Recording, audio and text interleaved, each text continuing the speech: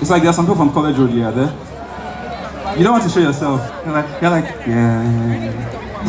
Come on, guys. So, the one time it rained so bad and it was flooded. It was like 1 a.m. in the morning, and we couldn't get taxi. We couldn't get cabs. We had to trek like from Ogba bus stop to like down College Road. I've forgotten the place, but it took us like an hour to trek inside the flood. So I'm just trying to say that this guy sacrificed so much for me. Massive Matthew, Jeff Asfar. Jeff Asfar is not here tonight, but I really, really appreciate him. So back to the jazzy stories. I'm not leaving that story. I know it was like, thank God, yes, every story. Back to the story. So sometime in 2016, I just came to Lagos for something entirely different. And I was just in the hotel room in Ikeja there. And then Jazzy sends me a message on Twitter. I came the previous day. It's not like, I kind of feel like the hand of God, like there's a hand of God in my life. I just know it. I just know it. I just feel, look at you guys out here tonight. We planned for 150 people, but all you guys here tonight. So I came to Lagos the previous day, and Jazzy sends me a message out of nowhere. Are you in Lagos presently? I'm like, yes, I'm in Lagos. And he asked, can you come over to Mavin's tomorrow? I was like, sure, absolutely. I didn't want to sound too excited before he'll forget or whatever. So the next day, I wore my best clothes. I had like this nice long sleeve shirt. I dressed so beautifully. I had this Timberland boots back then, and I took a bus to Lekki and found my way to the Mavin studio. This is where the story gets very interesting. So at that point, I didn't have any phone number or anything. So all I had from Don Jazzy was his Twitter DM.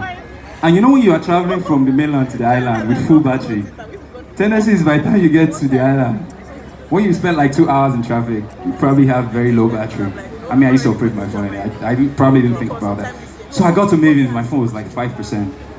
Well, I got to the gate first of all, and there was this guy, I'm not going to mention his name, but he still works at Mavin's.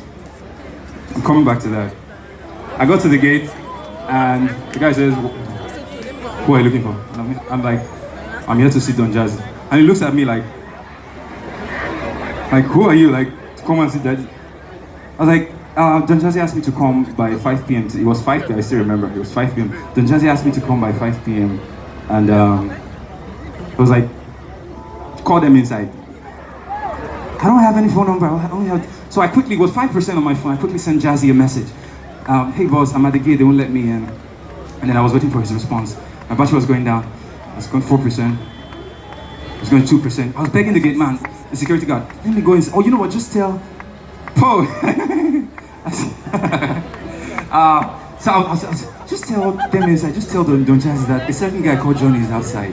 The guy, because I didn't look like someone that would come. Come on, it's Don Jazzy. Hello. So my phone was going 3%, 2%, 1%. Then my phone died. I didn't know what to do at that point. And then I had a friend. I remember that I had a friend. I didn't have a lot of friends then in Lagos, but I had a friend in Lekki that had like a studio. So I knew the route there, and I went there. This story is getting very long. All right. So I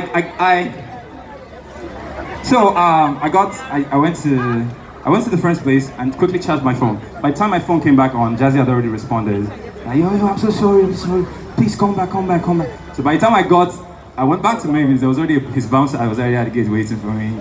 And then I walked into Mavin Records, and that day I met Dr. Sid, I met Deja, I met Corey, I met Dr. Sid, the Prince, I met Jazzy, of course I met Tega as well.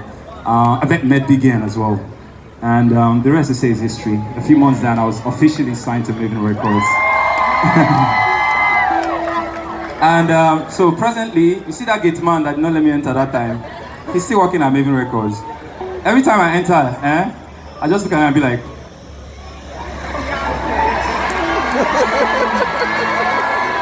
so, big shout out to Don Jazzy. Thank you for believing in my music. Thank you for supporting my music. Nobody wanted to give my sound a chance, but you did. I'm signed to a major record label as an alternative artist. It was a huge deal. Thank you so much. God bless you, boss. All right. What's the next song? I've forgotten. What's the next song?